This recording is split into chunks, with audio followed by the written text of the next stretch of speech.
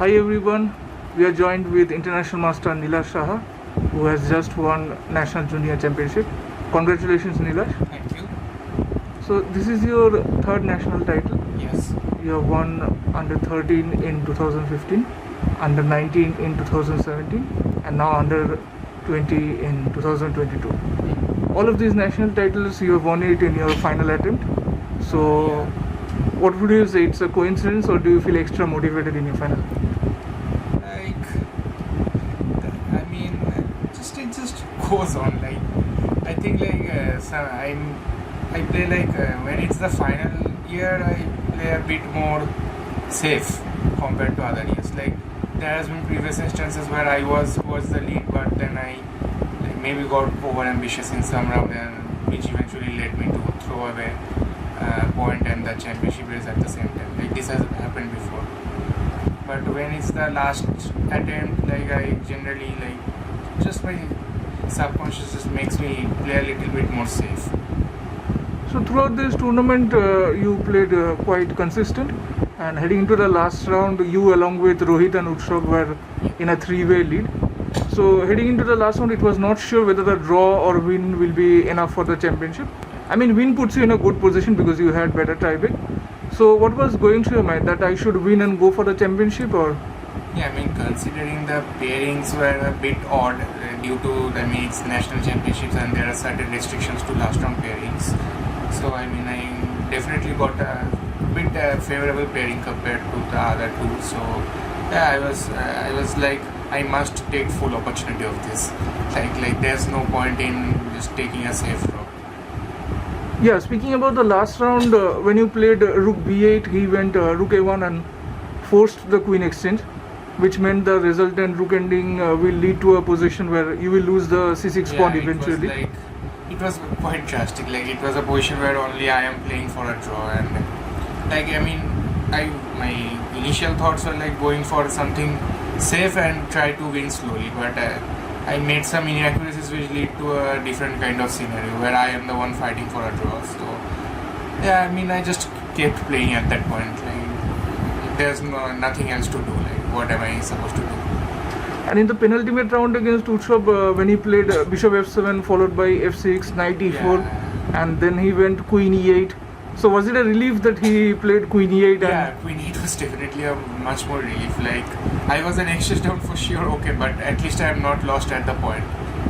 That round was pretty shameful from me that I just played A5, A4. I just got confused with another version of that same opening. So it was an opening mistake which eventually led to me in a losing position pretty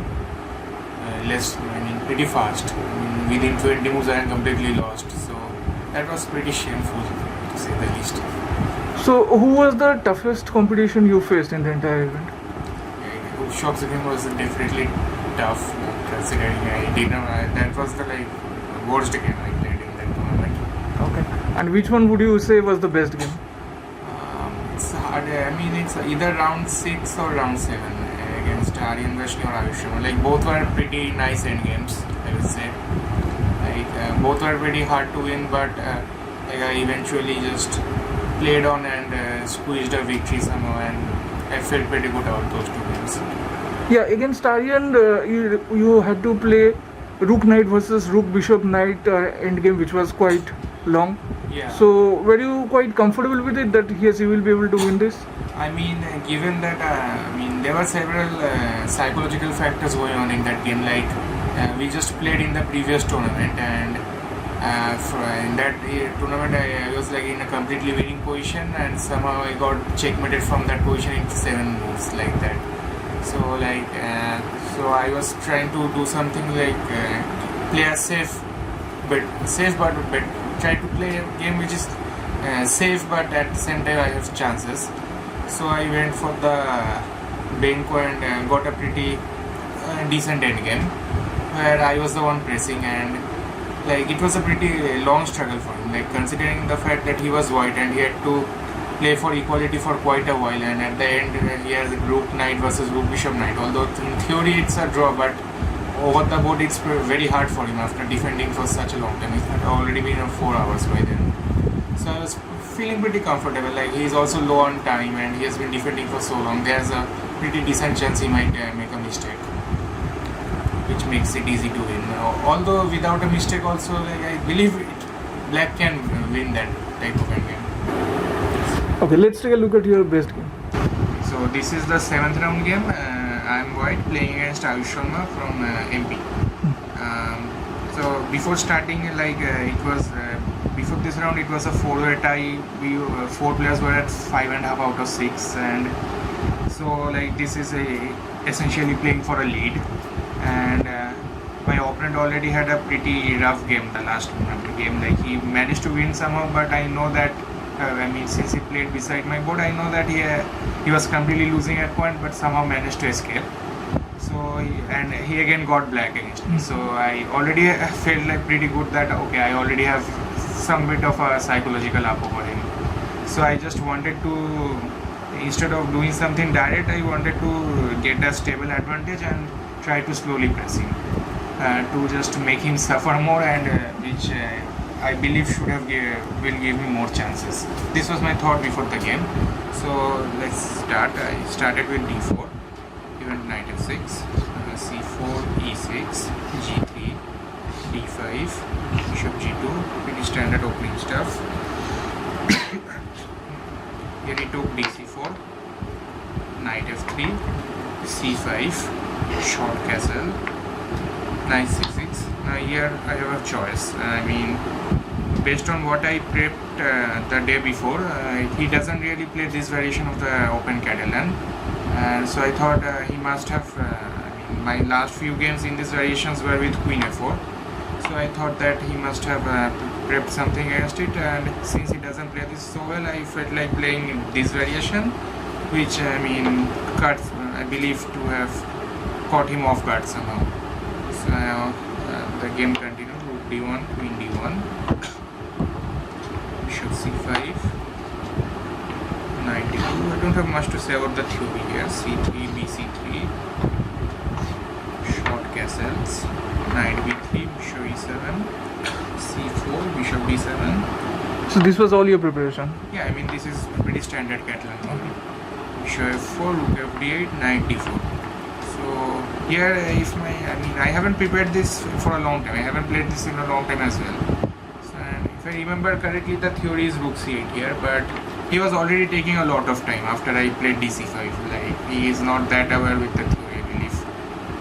And here he took a lot of time and played a6, which is just a sign that he is not completely aware of the theory.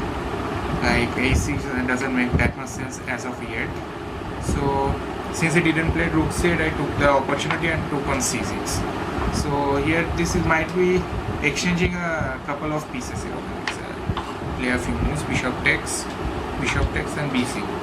So here it might look a bit drawish because we traded a lot of pieces, and on first glance both of these pawns look quite weak, but it's much easier to put pressure on the c6 pawn.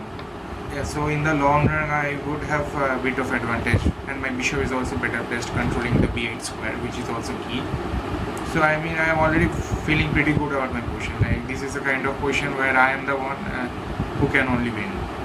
So given that I don't make any blunders. So here I played knight f5. He took on d1 and rook c8. First event bishop e3. Okay, so here my point is if you move your pawn, let's say a6, I will just play f3, and your position is already kind of paralyzed, I would say. Your knight has nowhere good to go. You can't do anything with your bishop as well. If you try to attack the knight, I will just jump to b7, let's say like this, and it's still very hard to make a move from black side. That's and while white has a clear plan of bringing his rook to the b5 and trying to attack these two weak points. So here he gave a little bit of thought and went for, I would say, the best option most likely. Bishop b4, knight b7, and okay, here he, instead of trying to protect the a7 pawn, he made a interesting decision, I would say, knight g4. So he temporarily sacrifices the a7 pawn, and with his long-term idea being trying to get some counterplay on the king side. Yeah. Which is definitely, I mean, from human point of view, I would say this is definitely a very good idea from his end, because it's much easier to play for a counter play than just defending poorly. So here, after a lot of calculation, I decided that okay, giving him any kind of kingside counterplay would not be a good idea. But here, anyways, I need to take on a7 because otherwise, like, I'm just wasting move if I go somewhere else. Yeah. And here there's a 4 sequence, rook c7, And you're not losing it to rook d8, rook b8, you say. rook d8, king a7, rook d8, and here you went for knight e5 first. Here rook d7 immediately is not that great because I can just play a4, and if you try to win the e2 pawn, I will just give the e2 pawn, and my bishop on a7 defends my f2 pawn, which is very crucial. So you can't get enough counterplay if my bishop stays 0. So, and my pawn is already a monster. So here he made a nice decision. First knight e5, forced me to defend with c6, c5, and rook b7. Just a quick note that knight d7 doesn't work due to bishop b6. You can't win the b7 knight. And here he went rook b7. Now if I, what I said before, like if I try to do something like bishop b6 and then push the a pawn, this doesn't work here. Like let's say a4. Rook d2, if I go bishop b6, rook e2, a5, rook a2, rook a8, and here black already has a lot of counterplay, and I was not sure what's happening here. Like I have a strong pawn, but my king is pretty loose because this bishop is now completely locked. So this is not an optimal decision from my end if I try to play towards my a pawn. So after giving it a bit of thought, I decided, okay, I need to give up my a2 pawn. There's no other option. So I played knight d6 to avoid any counterplay. Rook a7, rook b4, takes a2. Now rook e4, defending the pawn and attacking the knight, so I can win the f7 pawn. And here black has two choices. One is knight d7 and another is f6. He went for f6, although I'm not so sure about this decision of his. Like, I would have personally preferred knight d7, knight takes f7, knight c5, rook e5, and here both rook c2 and knight b3 looks okay for me. Like black, it is a kind of position where black is okay, a pawn down and he needs to defend a lot, but it's still, I guess, more salvageable than what happened in the game. Yes. Okay, I mean, I think this is definitely better for white, but it's still very difficult to win this. So I think this was his better option in this position. Instead, he went for a kind of greedy approach with f6, trying to hold on to his f1. But here, after this fourth sequence of f4, knight e7, rook takes, knight c5, and rook e7. Here, as of now, the pawns are equal, but with him playing f6, all his kingside pawns are pretty weak here, and my rook and knight are quite advanced, so there's practically no way he can defend the g7 pawn as of here. And also my e2 pawn restricts his knight as well, and so here he is definitely losing a pawn. And this was a pretty interesting moment, and after giving it a bit of thought, he thought for like quite some time here, and he eventually played king g8. So his idea was to give away the g7 pawn, and like, okay, let me talk about it in detail about this endgame. So black has like two kind of options. One is to like, anyways you have to give away the g7 pawn, and he could either play for his c pawn, like try to play knight b3 and c5 and stuff, or he can try to like take this e2 pawn and make all of his pawns weak and then try to somehow hold on. And here, since if he had to play for the c pawn, it was a better option for him to play knight d7 even before, at the previous moment, sacrificing the f7 pawn, because in that case at least he won't have two weak pawns after the g7 pawn is gone in this case. So Here the decision he made to defend passively was the only decision in that case. That's the only decision that makes sense. So here king g8, knight f5. Here I'm winning the g7 pawn, and he played king f8, forcing me to take with the rook. If I do anything else, g6 is a threat. So rook g7, rook e2. Now this endgame is like pretty satisfying for white, to say the least. Like all the pawns are weak, but still black has some counterplay because my pawn is on f4 rather than on f2, and like it's easier for black to put some counterplay against my king in this case. So I still need to be careful and make some precise moves in order to maintain my advantage. So first I went for rook c7. Like this pawn is the most easier to take among the other three, and here he went with checks and forced my king to h3. I mean, the inclusion of this sequence wouldn't have changed much for the position anyway, so it doesn't matter that much. And here he went for h5 to protect the h6 pawn, because he needs to put this pawn on h5 in order to create kind of a hold.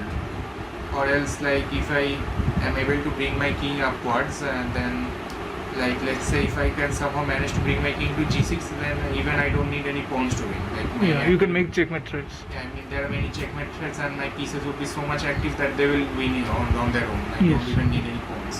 So h5 is pretty important here. And after rook c6 and knight e4, yeah, this position is quite difficult to win actually from white. But thankfully in this position I had like 45 minutes on the clock, and he had like 10 minutes, so I had a lot of time to think and go for some concrete variations rather than just making moves on intuition. And after giving it a lot of thought, this endgame is quite difficult. Like at first glance it might seem like I should try to exchange one pair of pieces, either the knight or the rooks, and given that both of his pawns are weak, the endgame should be winning for me. It's much after giving it a bit of deeper thought during the game, I saw that like if I somehow manage to get a rook endgame and he manages to defend bring his king to g6 in time, let's just imagine this kind of a position. Like this endgame I can never win. Yeah, it's a draw. Yeah, because my h pawn is completely locked, and well, I can also manage to like kick him out of the second file by doing something like this. And even in that case, like let's imagine a position like this where like this was, I'm showing this because I was thinking like this way during the game, so I think it might be a bit helpful. Let's say his rook is on here. This is also a position that I can't win, because although these pawns are weak, like with his king on g6 I can't really kick this king out of this square where it defends everything without exchanging a pawns, and after exchanging a pawns it's always a draw. Yes. So at this point I realized, okay, I must keep my knights no matter what, or else it will always be a draw. And then I started thinking, what if I manage to exchange the rooks somehow? Like what kind of endgame is actually winning for me? Like, okay, since we saw all kinds of rook endgames are draw, so it doesn't make sense to exchange knights at any point. So let's imagine this position without the rooks. Like in this case, like okay, as of now the pawn is hanging, but let's say his king manages to get here. This is also a kind of position I cannot win, because I mean my king cannot come that much far. So yeah, I started thinking that okay, but there might be some kind of structure with the knight endgame that I might be able to win. So I started thinking like exactly what kind of with what kind of pawn structure I can win the knight endgame, because and then I felt like if my and after thinking quite a while I figured out that if my pawn is on f5 and h4, let's say without the rooks, then and my king is somewhere near the center, doesn't need to be extremely active, then I can place my knight here, his king would be forced at this place, and then I can slowly try to bring my king over. Even if he manages to pick up this g3 pawn, if I let's imagine this kind of a position. where if he takes it, this is also a position I will win because he cannot take the h4 pawn and I will eventually grab this pawn. Yes. So I figured out, okay, this must be the only kind of endgame that I can win, and I must look forward for this kind of stuff. So I could do all this because I had a lot of time on the clock. And after thinking a lot, I figured, okay, so if I need to exchange my rooks, another possibility is me keeping both the pairs. But even in that case, it is again very hard to try to make progress with the king, as that would be my only idea, because both of his pieces are quite active. So and after thinking all this, I realized that this first of all, rook c7 is the only move to try and win, because I need to restrict his king no matter what. No matter what decision I take, first of all I need to restrict his king. And here he went for 92, pretty obvious move. He wants to go for some checkmate ideas. Rook h2. Try to get the h pawn or something. Mm-hmm. Had I gone for the here, I had since I saw that the knight endgame is the only kind of position that I can win, so I first of all pinned the knight here. So this guarantees me a knight endgame at my own will. Yeah. I can go for a knight endgame whenever I want. Mm-hmm. And for black also here, I think this was a crucial moment for black. I don't know how much he saw this or how much he underestimated my winning potential in a knight endgame. But here black has two ways of exchanging the rooks. One is placing his rook on f2, and whenever I try to attack the knight with my own knight, he goes knight e4 and exchanges the rook. Or he can just keep it like this, and whenever I attack the, let's say like knight d6, knight c4, he can go knight f3, and after rook e2, knight g1, knight e2. Yes. So these are the two kind of options available for black. And I think he went for the less optimal option. Rook f2 should have been the better option. It's hard to judge in this position, especially when he has less time. Yeah, especially when he has less time and he has been defending for quite a while. Mm-hmm. And also this resulted position compared to this, it seems like when your knight is on f2, white is getting a free tempo for no reason. Mm-hmm. And also e2 seems a bit more centralized than f2, although I'm not sure how much that matters in this case. So based on intuition alone, it feels like this kind of trade is better for black. Although I think that rook f2 is a better defensive. Here maybe let's go for some sample lines, like if I play something like knight d6, king g7 and f5, because I said that on the only endgame where I had chance I must put my pawn on f5, and let's say king h6, knight c4. This is a kind of position we are reaching here. Knight d3 or e4, I don't think that matters too much. And h4. And this is a bit different from what happened in the game, but I think here black has a bit more chances of defending. One of the ways of defending that is like what I thought during the game, black's one resource might be trying to bring his knight all the way to g7 and his king on f7.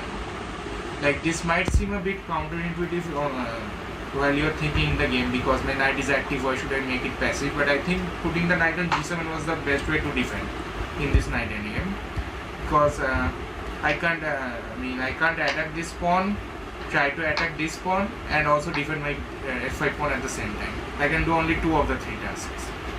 So in this case, we will eventually reach a position where both sides will be left with no moves. Mm-hmm. Both sides won't have any good moves to make. So eventually a draw. But it's very hard to see from this from very far. The knight's base square is g7. It's very hard to see this. Yes. And so this was, if you want to put your knight on g7, starting with f2 is a better option, because I am preventing you when your knight is on e2. Let's see the game, and it would make the endgame much more easier to understand. It's king f7 that happened in the game. There are only two moves, rook f2 and king f7, so not much to say. Knight d6, king g6, and f5 check. Here king h6 is forced, and king g5 that's rook d2. So king h6, knight c4, knight f3, and this is what you wanted.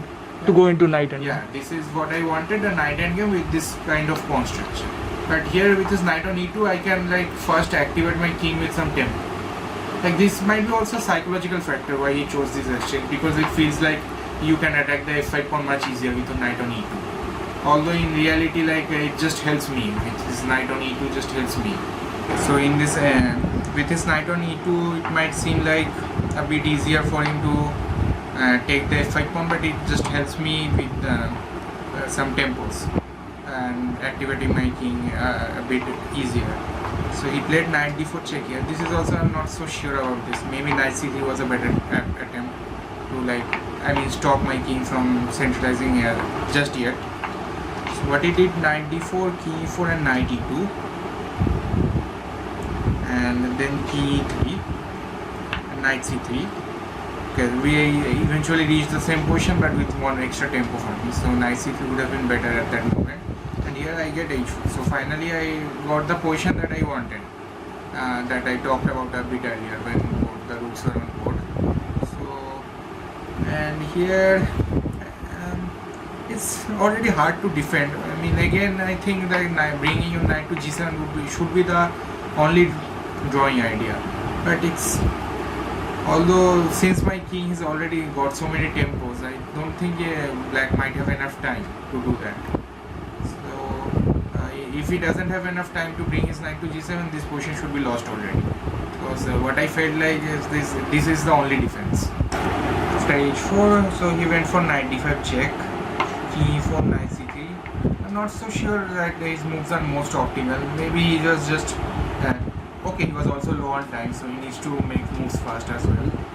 And king d3, so he just eventually gave me some few free tempos by giving checks here and there. And here he went for knight d1. So finally I got what he's trying to do. He's trying to provoke me to move my king upwards, and then he's trying to win this g3 pawn. But as I previously mentioned, even if he wins this g3 pawn, if my king is activated enough, he won't have enough time to take the h4 pawn, so to make the draw. So here first I went for knight d6, threatening knight e8, so he has to play king g7. And now king d4, knight f2, king d5. Okay, here he can't even go for knight h1 because knight e4 just traps his knight. So he has to go knight g4, king e6, and king f8 is forced here, or else I will just win the pawn with knight e8 check. And here I just repeated once, no real reason why, but just trying to make him a bit more paranoid of what's happening, after making him think that I might go other things. And then I went for knight b5. So what I'm trying to do here is doing some kind of a, not a triangulation exactly, because I triangulate with knights, but I'm trying to put him in kind of a zugzwang where he will bring in my knight to d5 and making a move with the king where he will be forced to give away the f6 pawn.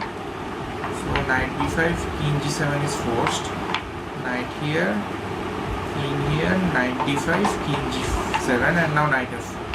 So king a6, and here I finally reached the dream position that I talked about way earlier. Yes. All this entire structure, my knight restricting his king on a6, and my king is already much more activated than I wanted. And here already after king f7, this is already lost. He is in complete zugzwang, there's nothing to do. Okay, so he played for a few moves, he goes knight f2, king f6, here king e6, knight g3. Not much to talk about here anymore.